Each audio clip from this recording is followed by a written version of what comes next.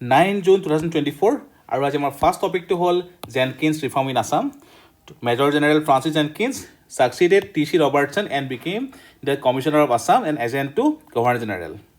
তেখেতৰ মাল্টি-ফেচেটেড বহুতখিনি ৰিফৰ্ম আছিলে যাৰ পৰা অসমৰ ইণ্ডাষ্ট্ৰিয়েল হওক এডমিনিষ্ট্ৰেটিভ হওক ৰেভিনিউ হওক বহুত ক্ষেত্ৰত আমাৰ বহুত পজিটিভ ইম্পেক্ট আছিলে for example in 1834 Jenkins set up a committee to explore the possibility of setting up a tea industry or similarly in 1859 an experimental nursery was set up at Hodia.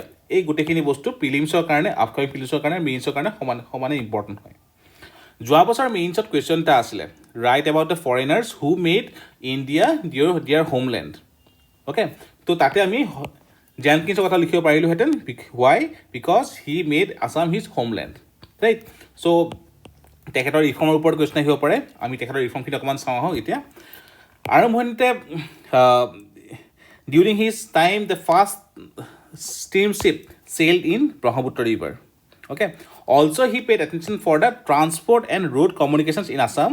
Are being dedicated to state education, English medium schools were established in 𝐤𝐵 and 𝐶𝐲𝐵. Our logote, he opposed the appointment of Bengali bureaucrats in Assam and wanted the development of the local people of Assam. তেখেতৰ যদি আমি revenue ৰিফৰ্মৰ কথা কওঁ he increased land tax, abolished capitation tax on head and introduced land revenues in through tax was abolished in 𝐅𝐑𝐄𝐄, but taxes were imposed on the rent-free lands 𝐷𝐻𝐻 under the possessions of Ahom nobility, including the cultivable wastelands. Gold washing from river contractor দিয়া হৈছিলে আৰু তাৰ পৰা তেওঁলোকে revenue পাইছিলে লগতে ইয়াৰ বাহিৰে he imposed tax on grazing lands, forest wood, bamboo, som tree, etc. ইয়াৰ বাহিৰে he imposed stamp duty in 1858, income tax in 1860, import duty and license tax, etc. in Assam. তেখেতৰ সময়ত যদি আমি চাওঁ administrative reform district were divided into some revenue units called Tangani and were placed under Fucon, Raskwa, Borua, etc. who were assisted by 𝐂𝐻𝐬 𝐃𝐢𝐬 Bora, etc. Okay. Tanganis were replaced by the formation of Moza and were managed by Mozarar. Okay. So these are about the various reforms in these articles about Major General Francis Jenkins, very important for GS5 paper as well as upcoming prelims. The next topic is new peace identity, Assam signs with new identity of peace. Recently, various peace pacts were established, for example, Alpha Peace Pact, 𝐴𝐵𝐴𝐻𝐻 Peace Agreement, Dima-Hasao Peace Pact, etc. Right? So, via these various peace pacts, Assam signs with the new identity of peace as said by the Chief Minister. In the last 3 years, due to sustained efforts, the state governments and active support from the government of India, peace and stability has become a permanent feature in the state. So, recent years, our security perspective, our jikhini agreement hoise hekini mains or karone important GSC paper or GS5 karone, right? So, different agreements such as Alpha Peace Pact, 𝐴𝐵𝐴𝐻𝐻 Peace Agreement, Dima-Hasao Peace Pact, etc. are important for the GS5 আৰু GS3 security perspective. লগতে APSPAৰ আণ্ডাৰত এৰিয়াখিনি reduce কৰি only 4 districts are presently under APSPA, সেইখিনিও সমানে important হয় এতিয়া আমি চাওঁ হওক under the Alpha Peace Pact, Alpha to renounce violence and disband organization and join the democratic process, surrender weapons and camps. Governments will help address Alpha's concerns regarding Assamese identity, culture, and land rights. 1.5 lakh crore investment for Assam's holistic development. Our logote, যদি আমি চাওঁ 𝐴𝐵𝐴𝐻𝐻 Peace Agreement, 5 militant organizations KLNLF, PDCK, UPLA, KPLT or KLF laid down arms and more than thousands of the armed cadres have given up violence. আৰু under the agreement, special development package, more autonomy, rehabilitation, development of the local people, etc. were included. যদি আমি Dima-Hasao Peace Pact চাওঁ তেনেহ'লে DNLA laid down its arms and abided by the Constitution of India আৰু লগতে a total of 179 cadres surrendered their arms and ammunition. So, Dimasa Welfare Council will be set up by Government of Assam to protect, preserve and promote the social, cultural and linguistic identity to meet political, economic and educational aspiration. Central state government will provide 500 crore each for the development of the Dimasa tribal people. Okay. ইয়াৰ লগতে appointment of the commission under paragraph 14 of 6th schedule of the Constitution of India to examine the demand for inclusion of additional village contingents to the council. Okay. তো এইখিনি হ'ল the piece পেক্ট লগতে আমাৰ আফস্পাৰ ওপৰত আমি already আগতে আমি পঢ়িছোঁ ডিছকাছ কৰিছোঁ so' these things are important for GS3 security perspective আৰু GS চাইবৰ কাৰণে Now coming to the next topic, new government will focus on job creation, as said by Amitabh Khan, G20 Sherpa. Now, employment issue upor amar eta recent data kini important hobo GS3 karone. So recently, State of Working India report overall unemployment rate in India decreased from 8.7% in 1780 to 6.6%. So unemployment based on education and age group, graduates under 25 over 42% of the graduates under the age of 25 were unemployed in 2021-22. যদি আমি চাওঁ higher secondary education unemployment rate for those completing 10+2 under the age of 25 stood at 21.4%. That means আমাৰ graduate unemployment বহুত বেছি যদি women's scenario চাওঁ after post pandemic 60% of the women are self-employed up to 50% up from 50% pre-pandemic. Earnings declines. Women's earnings in 2022 were only 85% of the pre-pandemic levels. Okay. ইয়াৰ বাহিৰে international mobility in employment, casual labor generation, caste disparities, SC workers, general caste workers, etc. These are data given. যদি আমি চাওঁ periodic labor force survey PLFS conducted by National Sample Survey Office NSSO in 2023. Okay. তো ইয়াৰ পৰা আমি গম পাওঁ যে India's unemployment rate has dropped significantly via the key indices such as labor force participation rates, worker population ratio, unemployment rate, etc. Okay. So some concepts এটা আমি গম পালোঁ যে আমাৰ আনএমপ্লয়মেণ্ট ৰেট ডিক্ৰিজ হৈছে আৰু যদি আমি চাওঁ আনএমপ্লয়মেণ্ট হাইয়েষ্ট ক'ত আছে at graduate level that is 42%. Okay. So these are the various definitions. Labor force participation rate, that means it defined as a percentage of persons in the labor force of the population. Okay. These are the certain definitions you should know for means perspective. Okay. So recently the employment condition index, okay, it's a index for employment and unemployment data. Or ইয়াৰ পৰা কি গম পাওঁ some states Bihar, Orissa, Jharkhand, UP have remained at the bottom throughout the period. Okay, while others Delhi, Himachal Pradesh, Telangana, etc. have stayed at the top. Okay, there are 7 elements in this index. So these things are important for means perspective. কি হয় percentage of workers employed in regular formal work, percentage of casual laborers, percentage of self-employed workers below the poverty line, work participation rate, average monthly earnings, unemployment rate of secondary and above educated youth আৰু youth not in employment and education or training. Okay. So যিহেতু গভৰ্ণমেণ্টৰ focus হ'ব job ক্ৰিয়েশ্যনত তো similar লাইনত আমাৰ ডাটাখিনি দৰকাৰ হ'ব পাৰে regarding employment unemployment rate. Okay. So' state of working India report 2023 আৰু NSSৰ পিৰিয়ডিক লেবাৰ ফ'ৰ্চ ছাৰ্ভে ডাটাখিনি আপোনালোকে ইয়াত ইউজ কৰিব পাৰে. অ'কে. নাও আমি coming to the next topic. Adjutant Stork loses territory. Okay. Mainly found in 3 districts of Assam, Guwahati, Morigao, and Nagaon. Okay.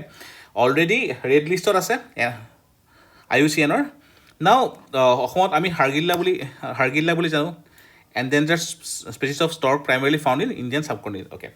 তো ইয়াতে আমাৰ মেইন ইছ্যুটো কি হয় why there is threats to survival বা তেওঁলোকৰ পপুলেশ্যন ডিক্লাইন কিয় হৈ আছে. এটা হ'ল habitat loss due to wetland drainage, deforestation and urbanisation, pollution of water bodies and garbage dumps, human disturbance in the living area আৰু persecution. Some birds are killed in their nest destroyed due to misconception and lack of awareness. So important for prelims perspective, important for means perspective. Okay. তো গভৰ্ণমেণ্টে এনভাইৰমেণ্টৰ কাৰণে কি step লৈছে তাতে ধৰি লওক Hargila army etcetera NGO Purnima Devi Barman এইবাৰ তেখেতে এৱাৰ্ডো পাইছে right. Those things will be important for আপোনালোকে এইবিলাক GS4 বা GS3 GS2 এক্সাম্পল হিচাপে ইউজ কৰিব পাৰে. আমি আগতেও পঢ়িছোঁ এগেইন প্ৰিলিমছৰ আগত পঢ়িম ইয়াৰ বাকীখিনি data. Coming to the next topic, the pesticide residues a serious concern for tea industry. Okay. তো FSSAI Food Safety and Standards Authority of India has put in place a maximum residual limit MRL. মেইনছৰ কাৰণে বহুত বেছি important, প্ৰিলিমছৰ কাৰণে important. লগতে some pesticides were banned. Okay. আৰু লগতে কিছুমান পেষ্টিচাইডৰ ওপৰত কি আছিলে লিমিট লৈ আনিছিলে. অ'কে. যেনেকৈ ইমামেক্টিন, বেনজোয়েট, ফেনপাইৰক্সিমেট, হেক্সাকোনাজল, প্ৰপিকোনাজল এণ্ড কুইনালফোছ ইয়াৰে ওপৰত কিছুমান লিমিট অনা হৈছিলে. অ'কে. আমি সেইটোক কওঁ মেক্সিমাম ৰেচিডুৱেল লিমিট. ঠিক আছে for tea according to Indian Tea Planters Association an MRL of 10 milligram per kg is currently established in India. Now why we need to adhere to this MRL? প্রথমটো হ'ল regulatory compliance. So national and international markets have strict regulations regarding pesticide and residues in tea. Okay, so সেইকাৰণে for মানে market export etc we need to adhere to these limits. Next, consumer safety and health, market access and export potential. Recently many European countries returned some of the packages. Why? Because of higher MRL. Environmental impact, economic viability, brand reputation, government industry support, etc. So pesticide residue is a serious concern for the industry. We need to generate awareness. আৰু লগতে আমি অৰ্গেনিকেলি কেনেকৈ গ্ৰ' কৰিব পাৰোঁ সেইখিনি বস্তুৰ ওপৰত আমি ৱৰ্ক কৰিব লাগিব তো ইম্পৰ্টেণ্ট ফৰ GS5 পাৰ্চপেক্টিভ প্ৰিলিমছৰ কাৰণে দ্য পেষ্টিচাইডছ আৰ ইম্পৰ্টেণ্ট এক্সামত যেনেকৈ আগতে UPSC সুধিছে দিছ এলিমেণ্টছ আৰ হোৱাট পেষ্টিচাইড হয় নে ইনচেক্টিচাইড হয় এটচেট্ৰা তো তেনেকুৱা ধৰণৰ কুৱেশ্যন আহিব পাৰে নেক্সট মিয়াৱাকি মেথড GS3 প্ৰিলিমছৰ কাৰণে important plantation of tree saplings at 𝐓𝐸𝐽 area today. Okay, so tate ki hol tate 𝐓𝐸𝐽 refinery with Central Pollution Control Board of Assam signed an MOU. Now Miyawaki forest or technique is referred to unique approach to afforestation and ecological restoration developed by Japanese botanist Dr. Akira Miyawaki. It was developed in 1970. It involves creating dense multi-layered forests that grow rapidly and mimic the natural biodiversity of native forest. Method involves planting 2 to 4 different types of indigenous trees within every square meter. So, our afforestation method, how to address pollution, wetland conservation, etc. karone ami yare example hisabe use koribo paro. Yar logote recently ami dekhisilu je bahut kin gos kata hoisile right infrastructure karone. To hetu khetrot Miyawaki logote Miyawaki technique important hobo pare. Okay. Origin কি হয় আরে transplanting of trees literally meaning digging the around the roots okay তো ৰুটছখিনি চাৰিওফালে ডিগ কৰি আপোনাৰ গছডাল transplant কৰা হয় চ' মিয়াৱাকি টেকনিক আৰু Miyawaki method can be used as example in the environment related questions in the mains আৰু লগতে প্ৰিলিমছৰ কাৰণেও সমানে ইম্পৰ্টেণ্ট হয় অলৰেডি UPSC সুধিছে যে মিয়াৱাকি মেথডৰ ওপৰত কুৱেশ্যন অলৰেডি UPSC 2020 সুধিছিলে Next topic, role of museum. Role of museum in conserving cultural heritage discussed. So GS have a kind of important point. Now why important are the importance of museums? At a whole, they are the custodian of heritage. They are important custodians of heritage. They serve as a cultural center for their communities and help in preserving both tangible and intangible art and culture. Education kind of important hoy enrich the educational process by exposing the students to the history. In promotion of unity, aesthetics, etc.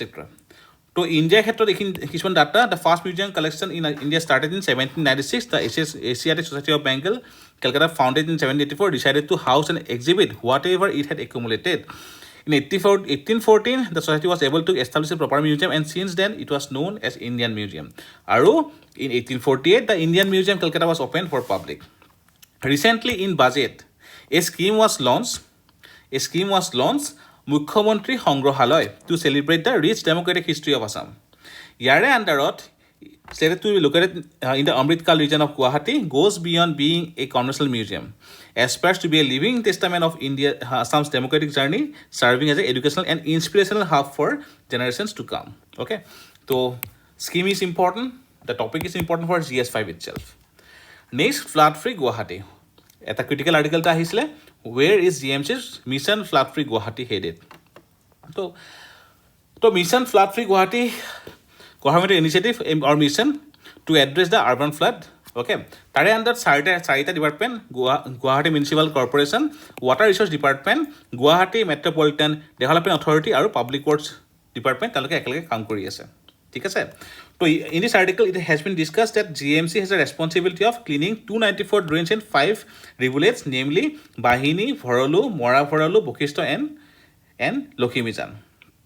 Public Work Department on the other hand has honors of cleaning 158 drains in the metropolitan city. Okay, so at a whole different departmentor yet keneke ekalage kaam kori ase logote yat majorly kaam ki hoise at a whole Yet a super sucker trucks were bought to tackle the drainage in the city. Each truck has the storage capacity of 10,000 liters and would be equipped with a machine unit and two containers to store the drain silt after collection, which will be transferred to the garbage station.